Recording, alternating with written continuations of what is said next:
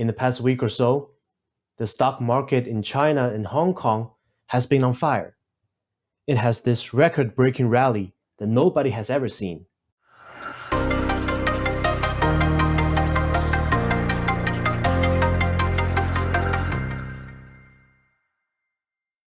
Hi everyone, this is Louie. I'm a full-time trader. I trade options and futures, and I'm so honored to help translate Chinese subtitles for the Brooks trading course. In the past week or so, the stock market in China and Hong Kong has been on fire. It has this record-breaking rally that nobody has ever seen. Some of China's top companies are listed in the US as well. In fact, there are 200 plus Chinese companies listed on NYSE and NASDAQ with a total market value of nearly 2 trillion US dollars. That's something worth paying attention to, not just for traders in Asia, but for traders and investors from all over the world.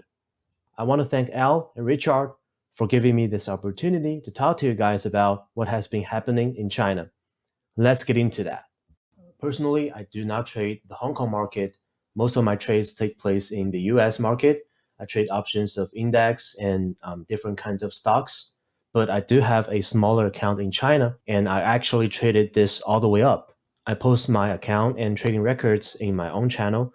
And in this video, the first thing I'm going to talk about is how to trade such a strong breakout, how to enter, what position size did I use, how did I manage my risk, and how did I scale into my winning position, and maybe a little bit trading psychology of buying higher and higher. Now, when it comes to the Shanghai Composite Index, 3,000 points has always been considered as something extremely important because if you look to the left, the market has been in a huge trading range for almost 8 to 10 years, which is crazy. It just kept consolidating up and down around 3,000 points. So a lot of people think there's going to be some strong support or resistance near 3,000 points. And in China, they have something called protect 3,000 points. As you can see here, the market broke above and then comes back to test 3,000 points. It bounced again.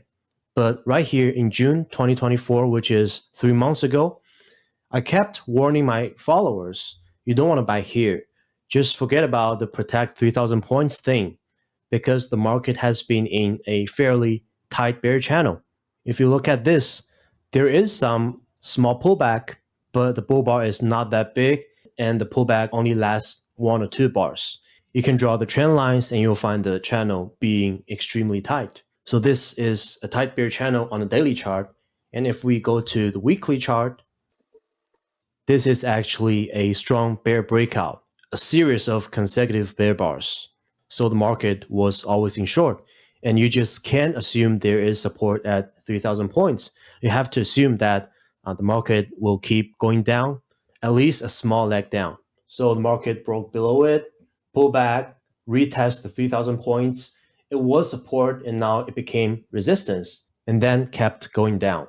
However, if you look at these two huge bull bars, they told you that the best bears can get is probably a trading range, which means there's probably way more buyers than sellers below this area. Let's go back to the daily chart. In the video course, Al talks about the importance of the lowest close in a bear trend and the highest close in a bull trend. Since I was looking to buy the dip, I was paying attention to the lowest close of the previous bear trend, which is right here. And you can see this is exactly where the market started to rally. So I didn't buy anything until here. Since there's no way I could see this coming, I bought with a tiny position because I plan to scaling lower, betting on the breakout to fail. This is a bull surprise because some huge fundamental changes happened. And it's quite interesting that news or fundamental changes always happen near a strong support or resistance, just like here. And I remembered Al warned about a deep pullback right before the pandemic in 2020. And obviously Al didn't foresee the pandemic. He didn't foresee the market would crash 30% within just 2 weeks. But that's how the market works. When the market arrives at a strong support or resistance, or maybe a nested wedge, something would happen. If not the pandemic, maybe something else. And that will cause the market to crash or deep pullback as well. And that's not a coincidence, in my opinion, because every possibility has been priced in. So price action is everything. Price action is the truth. Same thing here. Now, since I didn't see it coming, and I was wondering, still tight bear channel, even tighter on the weekly chart, the first reversal up probably would fail. So I placed a bunch of sell limit orders here to take profit. And I didn't pay too much attention to the Chinese market back then because that's not my major market. So this bull surprise actually hit my orders and I took most of my profit here. But when I see this one, I realized something's different. It has a huge body close on its high. It broke above the bear trend line. It broke above some moving averages for sure. And its close is above the close of previous maybe 15 bars. So very strong breakout. And I realized things have changed. Bulls are buying, bears are getting burned, they're getting out. So I was wondering what would the follow through look like.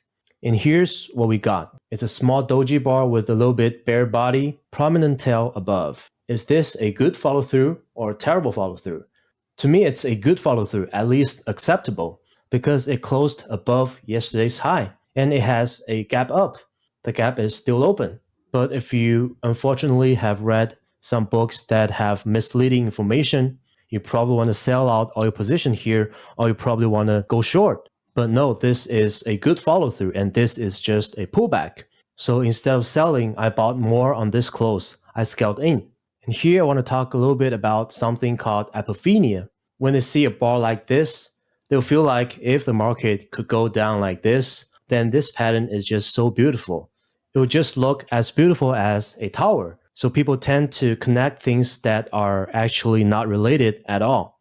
And this is called apophenia. But if you have watched the video course carefully, when Al talks about pullbacks and bar counting, he gave you the definition of a pullback. This bar is not an actual pullback because it didn't break below the low of the previous bar. But this is an implied pullback because if you go to a smaller time frame, you'll see an actual pullback. So people always talk about, well, this is too fast. I want to buy the pullback. Well, this close is a perfect place for you to buy. If you look at some kind of line chart, it looks like this. So this is a pullback and it's a great entry for the bulls. See what's happening next? Another huge bull bar closing on its high. These two bars, they have no tails above, not even a little bit. And to me, this is 7 consecutive bull bars. And clearly the market is always in long. So I bought more on this close.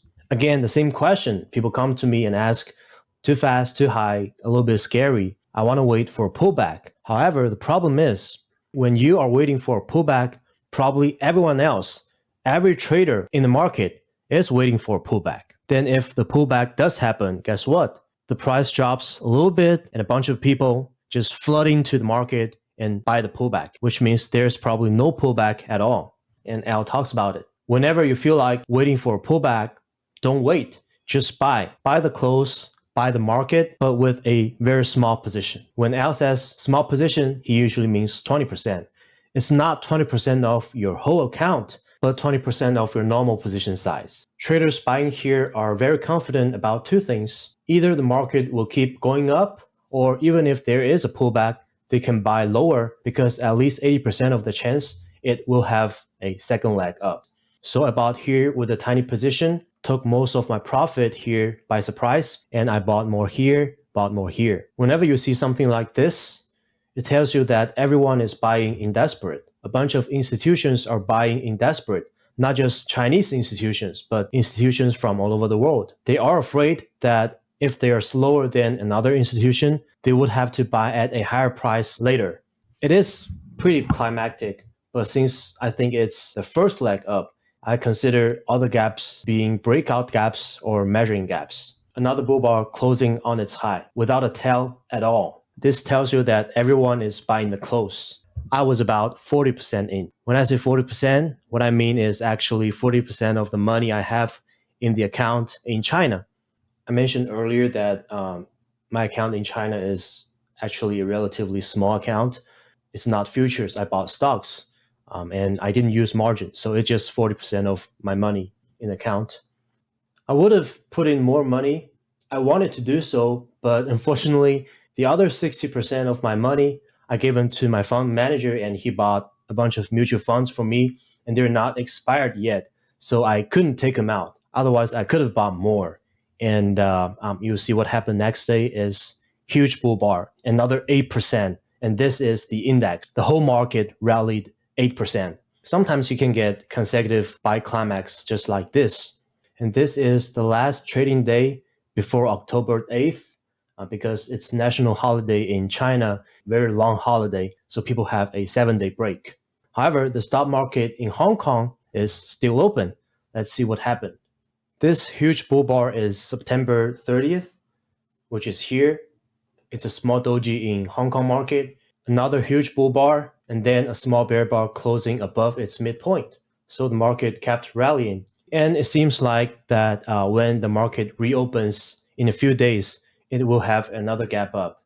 And that's when I plan to take partial profit. If it's a huge gap up or another big bull bar. But no matter what, I'll keep at least 50% of my position. Because this bull breakout is just so strong, and I have to assume that the first reversal down, no matter what happened, will be bought. Just like what happened in Hong Kong today. If we look at the 5-minute chart, pretty strong sell-off from the open, 1 pullback, 2 pause, 3. So this is a parabolic wedge. It is a fairly tight bear channel, but you have to think about what happened on the left-hand side. It's such a strong bull breakout that any reversal down would be bought. So strong mid-day reversal, rallied all the way up to the open. But because the opening trend is strong enough, so 90% of the chance today is a trading range day, which means even if it's a major reversal, it's not going to break far above the open. So there are probably more sellers than buyers at this area. I talked about my personal plan in the future, and I'll keep updating my accounts and trading records in my channel. Of course, I could be wrong. Al Brooks talks about his 60-40 rule. Don't be overconfident about anything, right? But I do think at least 80% of the chance, even if it has a pullback, for sure it will have a pullback because this kind of climactic move cannot last too long. It will pull back, go sideways for a while. But anyways, I plan to take partial profit, looking to buy lower, looking to scaling lower. And in fact, I wish there can be a deep pullback more than anyone else because my money is not ready yet. However, once the market starts to pull back, the breakout phase ends. The market probably evolves into a trading range or a channel. Let's say the market has some kind of pullback, and that's when I will start to change the way I trade because the market cycle has changed. So instead of buying high and higher, I'll start to buy the dip and take partial profit when I see another climatic big bull bars and ready to buy lower. But I'll always keep at least 50% of my position to swing until this bull trend is no longer valid. I mentioned earlier that my account in China is a relatively small one. So I do have the plan to transfer more money back to China, but it's kind of complicated and difficult because the China government has really strict control over foreign exchange. So it's not easy to transfer dollars back to China and then convert them into Chinese yuan. It's pretty tough. For beginners or for traders who are not in the market yet, you're flat right now. You probably heard this one, FOMO, fear of missing out. But actually, there is no hurry. Because if this is the beginning of a bull market that lasts months, even 1 or 2 years, there will be plenty of opportunities for you to enter and make money. So there's really no hurry at all. If it's not, all right, if it's just a bull trap, I personally think it's not, but if it is, then you're trapped. So in either case, there's no hurry.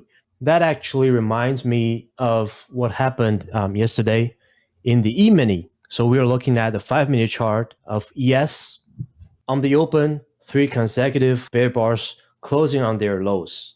Now 80% of the days, the first 6 to 12 bars are in a trading range. But if you get a pair of big trend bars like this, there is a higher probability that there might be a trend from the open.